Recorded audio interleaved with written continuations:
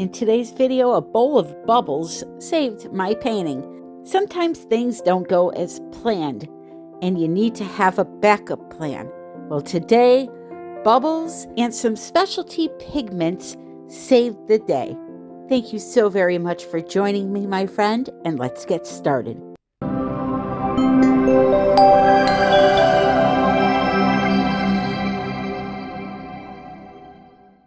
Hello, my friend. Welcome to another video. So today's video, I'm jumping right in. I'm going to tell you what I had mixed my paints with and what went wrong.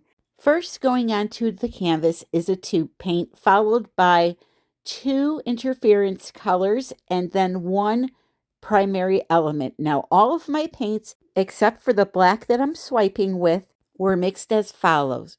1 part paint or pigment to 2 parts Sherwin-Williams Ovation Base C and 1 part Jo Sonja Gloss Varnish. The black paint, which was Amsterdam black paint, was mixed with 1 part paint to about 4 parts Floetrol, Australian Floetrol. I mixed the Floetrol into the black paint until it was the same consistency as the other colors I was using. So my idea for today was this. I wanted to perform a dry swipe, which means no base coat on the canvas, just pour some paint on the canvas and swipe over it. However, when I was done doing this, I had some really pretty swipes, but the composition, once I started adding in the second part of the technique I had in mind, it just didn't flow right. So I ended up altering it quite a bit, and bubbles, those were what saved my day today, and I'm going to show you exactly how that happened. So I did a few of these swipes, and again, my idea was to make a mixed media piece, kind of, and the swipes were absolutely gorgeous. You can see those pigments, the primary element, just they outshine all other products. Again, though, I was not happy with the swipes I did. And of course, I could have added more, but at the time when I was swiping, I thought this would be enough swipes for my idea, and it wasn't. They weren't long enough. They were too round.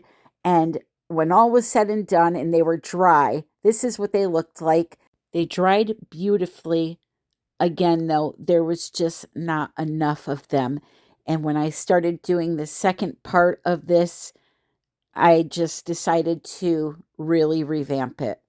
So I'm just showing you the process that I went through first because, I just want you to see that not everything turns out the way that you want it to. And in the end, you can just kind of get a little creative and come up with another idea. It's not always a total wash.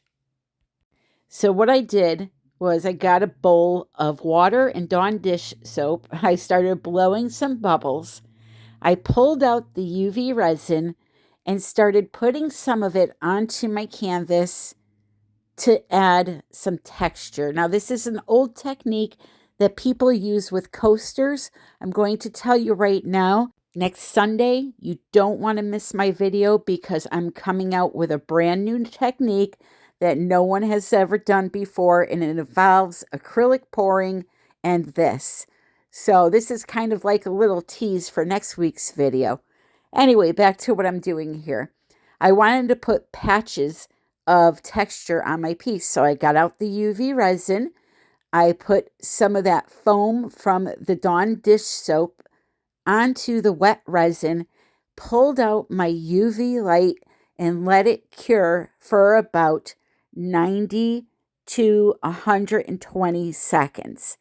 I did find that that was a little too long. All it needed really was about 60 seconds. And once you put the light on top of that and let 60 seconds go by, take the light away, get out a paper towel, lightly pat the area, and then be shocked at what you're about to see. The most beautiful texture is created from doing this. For an artist like myself who loves mixed media, Seeing something like this texture is just so satisfying. So again, let me just go slowly with you here and show you how to do it. You need UV resin. You put a nice thin layer. It doesn't need to be deep. Just coat the area with the UV resin. Put some of your bubble foam on the surface and then cure it for 60 seconds with a UV light. If you need a recommendation for a good kit that comes with the light and a couple of bottles of resin, I will put it in the description of this video. You cannot do this with regular resin. It needs to be UV resin.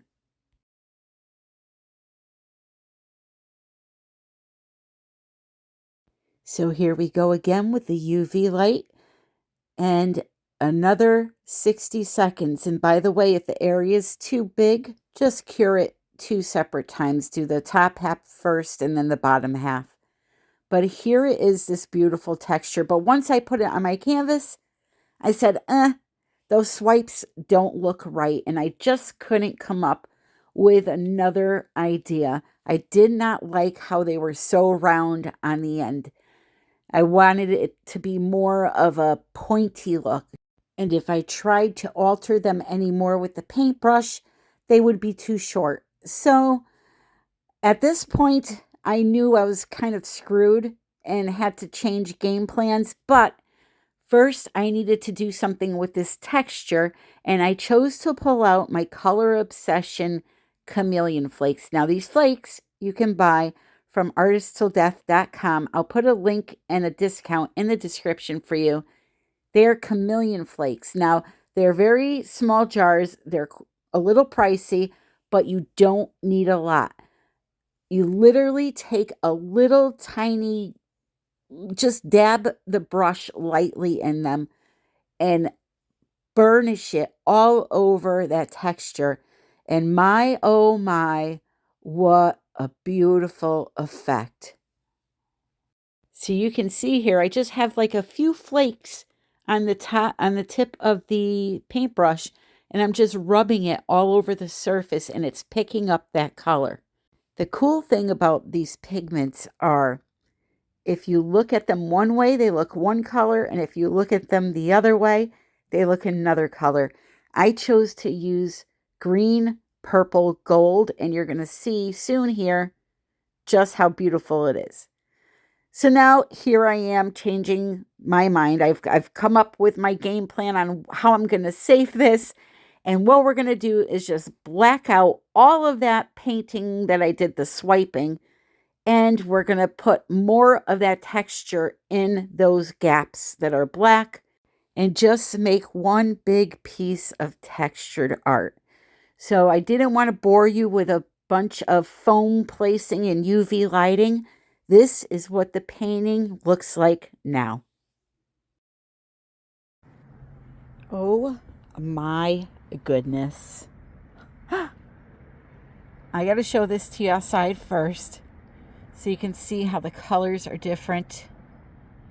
Like I don't know if you can see it in the camera or not, but wow. Look at that texture. That is like a dream for any artist that is involved in any type of mixed media. Oh, it is so beautiful, and I'm so excited to show you next week's video and how I can incorporate this into acrylic pouring. So make sure that you have that subscription bell rung and it's set to all notifications.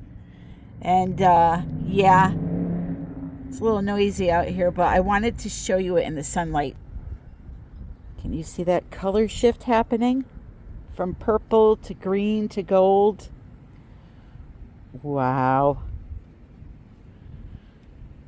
Wow, wow, wow.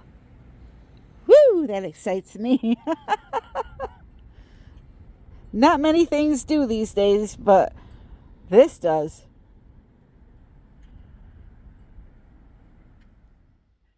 All right, there it is. This thing is just magnificent. Now you'll really see the color. So you can see half of the picture on the right side, it's starting to look green there. The way I move the camera. Over on the left side, it's pinkish. But now when I go this way, you can see it turning green. It's just absolutely fantastic. Those chameleon flakes are magnificent. And you can get those, as I said, at artisttilldeath.com. It's a little small container. They're pretty pricey, but you don't need a lot. You just kind of fluff it over the surface and it grabs on. But again, as I said, they go airborne very easily, so try not to breathe towards them and move slow. Move very slow with that brush. Oh, but it's just gorgeous. Put the flash on here. A lot of sparkle, as you can see. Now, for something like this, you don't want to resin it, and here's why. If you put resin on this, you're going to fill in all of those craters, and you're not going to see the texture. So something like this, you can leave just the way it is, or you can do like a light spray varnish over the surface. Look at that sparkle. Holy moly. Woo, woo. So that's it today, my friends. Again, next Sunday, I think you're going to be shocked at what you see when I use this technique with acrylic pouring. And also, if you didn't see yesterday's short video I released, go check it out. That's the mermaid soap that I made, and it came out fantastic. And speaking of soap, guess what I have? The next release of soaps. So let me set up here and I'll show you those. Alrighty, first we have up Honey Bunches of Goat's Milk Soap. Look at that. It looks like a dessert. And no, you can't eat it. All of my soaps are made with olive oil, coconut oil, palm oil, castor oil, and sweet almond oil. The palm oil that I use is sustainably sourced, so it does not affect the environment. All of my products that I use, I take a lot of time to make sure I'm using the best of the best. Up next, Grapefruit Mango. I wanted to use a real grapefruit slice in this, so I dehydrated those, stuck one in the frilly top, and it's just a really cute bar. And then last, but definitely not least, is Avocado and Green Tea Soap. This one has real avocado, real green tea leaves for a light exfoliation, and smells divine. So cold processed soap is just really good for your skin. Think of it as feeding your skin the best foods out there. Organic, fresh foods, really taking good care of yourself. Unlike store-bought products that use a lot of harsh chemicals, handmade soap does not. A lot of people ask about the embellishments and how to use my soaps. Very easy. Just remove the embellishments that are on the top. It is soap as well. And if the bar is too big, which it will be because I make double-sized bars of soap, just cut it in half, use one half, and save the other half for later. So I have a low quantity left of these soaps as well. Snowman Balls, Cherry Lemonade, Luxury Lavender, and Citrus Orange. If you're interested in any of these soaps, send me an email, artbytammy@yahoo.com. Pricing is in the description. Thank you for watching and happy pouring.